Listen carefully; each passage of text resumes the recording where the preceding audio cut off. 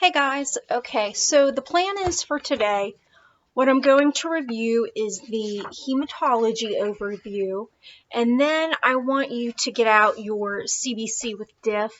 I put together several examples that we're going to review, and then the next PowerPoint I'll do in a separate video just because it takes longer to download if it's 30 minutes or longer. We're going to do hematologic cancers and principles of therapy. So I'll put that on a separate video. Leukemia, I'll probably tape that during the middle of the week. So if you go to the hematology, this is more or less just a review for you. So hematology, as you know, it's the study of blood-forming tissues. So everyone should know the bone marrow, the blood, spleen, and the lymph system. So with structures and functions, you have hematopoiesis, and we talked about this a little bit back in pathophysiology, if you can remember that far back, and it is the production of blood cells. And bone marrow produces red blood cells, white blood cells, and platelets. There are three types of cells that develop from non-differentiated immature blood cells in the bone marrow. And those are called stem cells. So the hematopoietic stem cell is an immature blood cell that is able to self-renew and differentiate into hematopoietic progenitor cells. And the bone marrow is stimulated by various factors, such as cytokines that cause differentiation of the stem cells into one of the three types of blood cells, red, white, or the platelets. So structure and function. So with the bone marrow, it's a soft material that fills the central core of bones. Two types of bone marrow, yellow and red. Yellow is the adipose, red is the hematopoietic. So for the red marrow, this produces blood cells, and in the adults, it's found in flat and irregular bones. The bone marrow is stimulated by various factors, such as erythropoietin, that can cause differentiation of the stem cells into one of the committed hematopoietic cells, such as the red blood cell. So I'm going to skip over one of our slides. The plasma, that constitutes about 55% of the blood.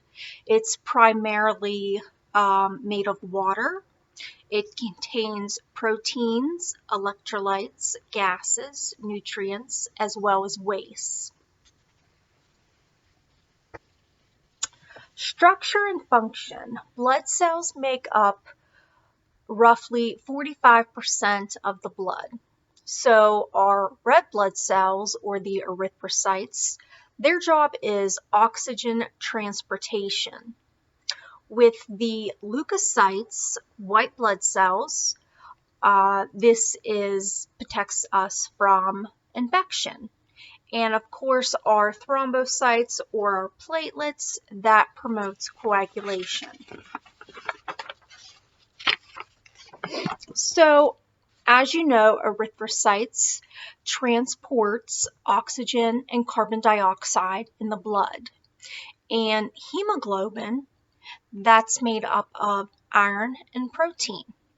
Oxyhemoglobin is responsible for giving arterial blood its bright red appearance. Oxyhemoglobin, which is made up of oxygen plus the iron.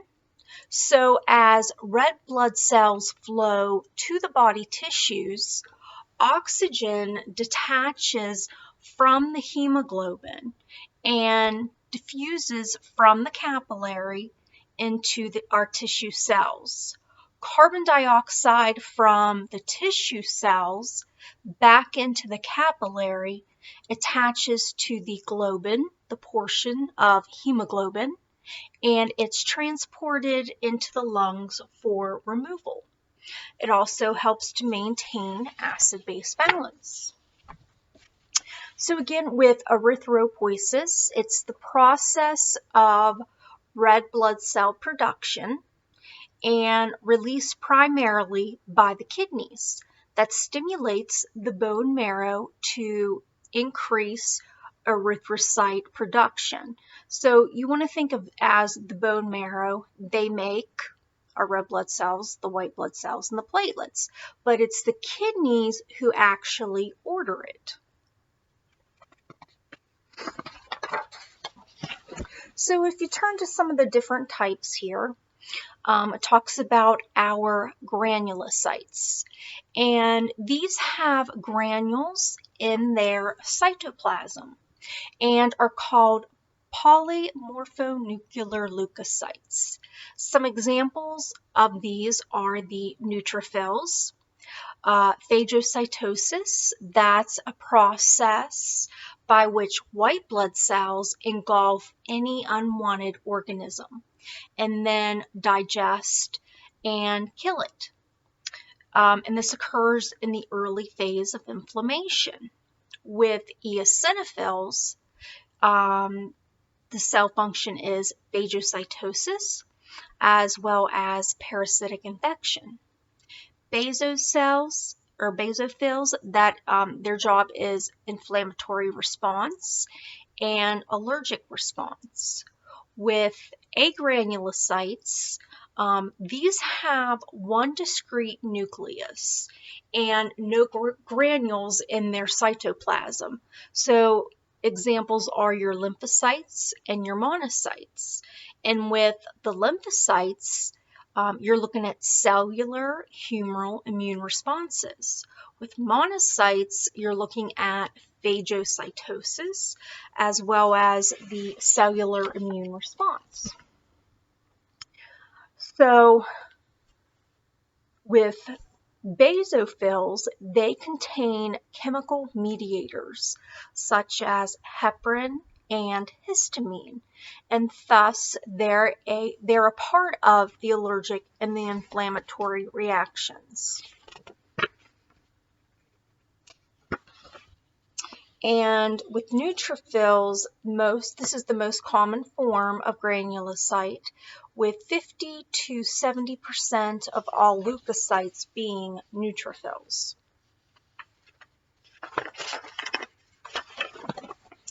Leukocytes, they make up 20 to 40% of the leukocytes.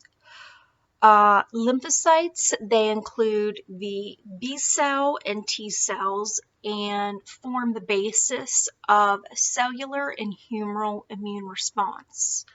And they circulate in the blood, and also they reside in your lymphoid tissue.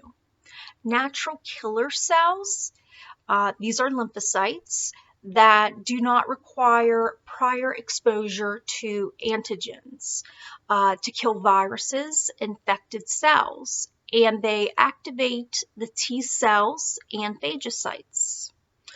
Monocytes, these are potent phagocytic cells, and they ingest small or large masses of matter such as bacteria, dead cells, tissue debris, and old or defective red blood cells. So they are only present in the blood for a short time before they migrate into tissues and become macrophages. Neutrophils, they are first at the site of infection. Neutrophils, they are, I guess you could say, the first responders. They increase in percent of bands.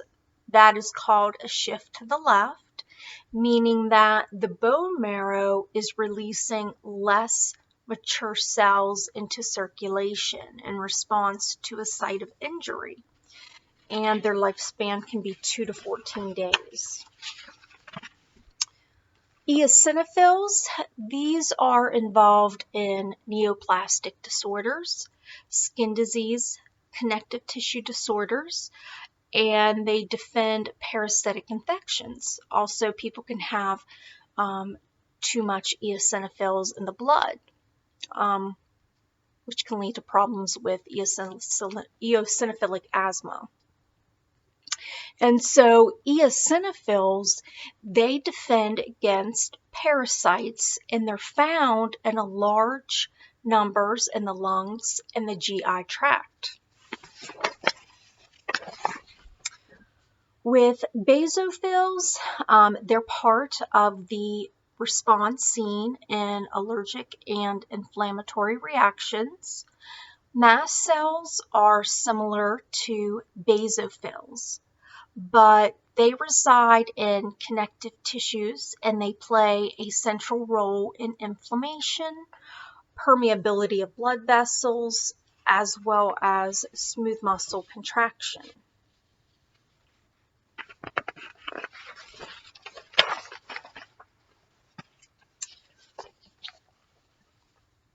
The monocytes, these cells are only present in the blood for a short time. I think I might have mentioned that already.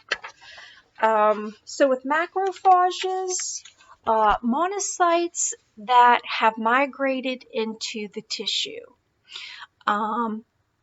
Resident macrophages, they could be called Kuffner cells when they're in the liver. They could be called osteoclast when in the bone, or called alveolar macrophages when they're in the lung. Platelets, these are partially regulated by thrombopoietin. This is a growth factor that acts on bone marrow to stimulate platelet production.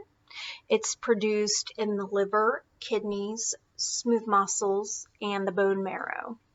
And platelets have an average lifespan of only 8 to 10 days. The spleen, it's located in the upper left quadrant. It's next to the kidney. Functions can be classified as hematopoietic. They're able to produce red blood cells during fetal development. Some of the functions of the spleen is filtration, so they can remove old and damaged RBCs from circulation. They can remove hemoglobin from red blood cells and return the iron component to the bone marrow so it can be reused. And they also filter out bacteria. Other functions, immunologic, contains a rich supply of lymphocytes, monocytes. Its stores are immune globulins. It also serves as storage, red blood cells, and approximately 30% of the total mass of platelets. With the lymph system, we talked about this back in 320. It consists of many components: the lymph fluid, the capillaries, the ducts, as well as your nodes. I'm going to skip over the next page. So with lymph fluid, it's characterized as pale yellow interstitial fluid. It circulates through special vasculature. Too much interstitial fluid or reduced absorption, this can lead to lymphedema. You might have had some patients with lymphedema. You'll notice very enlarged lower extremities. This can also occur, lymphedema, as a complication of a mastectomy or a lumpectomy. I'm going to skip to the next page. You see the lymph drainage system as well there. The lymph nodes, obviously, typically you don't feel someone's lymph nodes. They are more prominent when the patient is ill. Their primary function is to filtrate pathogens and foreign particles carried by the lymph fluid. And of course, we have different chains throughout the body. Our liver, it has multiple functions, can serve as a filter. It stores also excess iron. It produces hepcidin, and that regulates the iron balance. Gerontogenic considerations, typically their ability to recover from acute illness or compensate from chronic diseases also becomes diminished in that age group. So if you pull out your CBC next, and you'll notice I have the patient's lab work on the left and the normal values on the right hand side of the page. And as you well know, depending on the facility where you decide to work, normal values will vary. So just a few things I want to point out. If you have just your RBCs, hemoglobin, and hematocrit. So when you're looking at those three, it only takes one of those to be low in order for the patient to be anemic. Another thing, when you're looking at the differential, the polys, the lymphs, the monos, your eosinophils, and the basophils.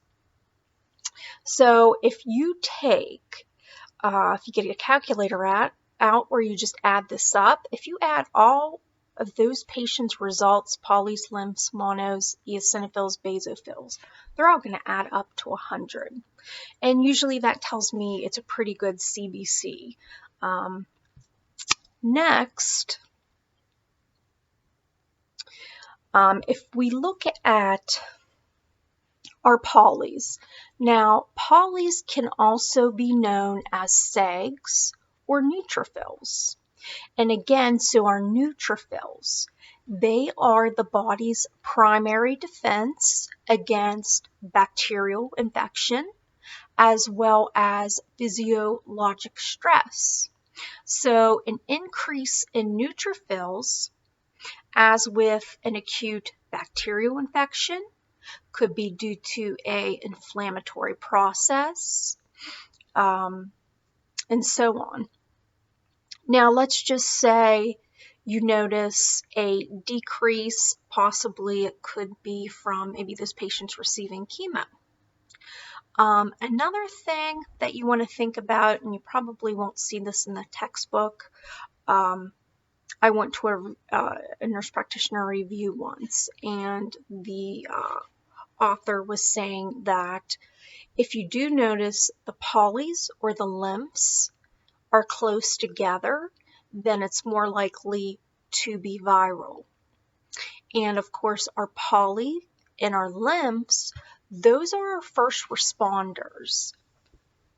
And typically, those come out, which means an elevation or a decrease within most likely 2 hours of the patient becoming ill. Moving on to our monocytes. They typically come out after the patient has been sick for about 24 hours. And again, these act as phagocytes in some inflammatory disease. And this is also, you could consider your monocytes to be the second line of defense. Our eosinophils, they're normal in this differential. Eosinophils, they could be increased if the patient is having some type of an allergic reaction. Could be due to hay fever, asthma, a hypersensitivity reaction, or a parasitic infection. So the next thing, if you look at here, I'm just going to point out now, I didn't teach this. You probably learned this in another course. If you look up where it says MCV, okay, so MCV, what that tells me is the size of your red blood cell. And in this case, the MCV is 70.4, which is low. Our normal is 73 to 85. So think about in this patient's case, the patient's red blood cell is really small, okay? And that's considered to be microcytic, okay?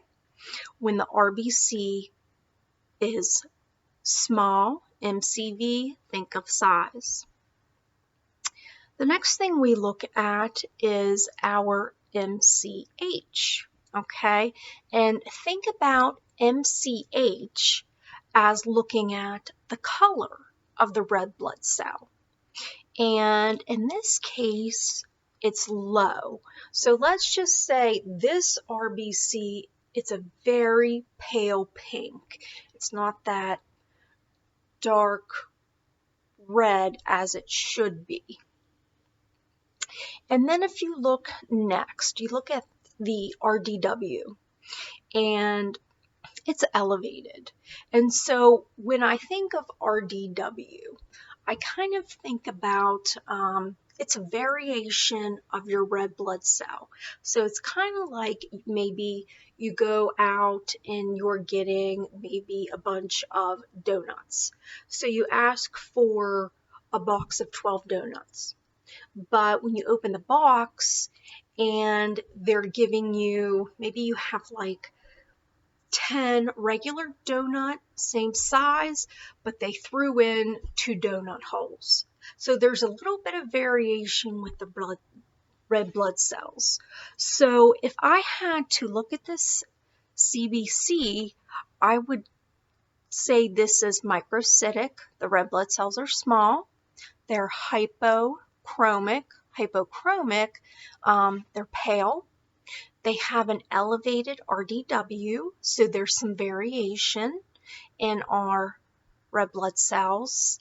As you see, the polys, the lymphs, they're relatively close together. This could be a viral infection. Our monocytes are high, so that tells me this patient has been ill for over 24 hours. Now, so the next question is microcytic, hypochromic. So what does that mean? So this tells me that, one, this patient could have an iron deficiency anemia, or they could have thalassemia. So this patient needs a further workup, and obviously they need to have some iron studies done, iron binding capacity, ferritin. Those are things that you would want to look out for next, or you would probably expect the provider to order. Moving on to the second example. So if you're looking at this one, my white count's high, my RBCs, hemoglobin, hematocrit are low, my MCV is elevated, my MCH is normal, my RDWs are high, and so my polys, they're very high, but my lymphs, they're very low. So if those two were close together, I think viral, but now they're far apart. So now I'm going to be thinking that this patient has a bacterial infection, and I know they've been sick for over 24 hours. And another thing is with a bacterial infection, you expect the total white blood cell count to be elevated.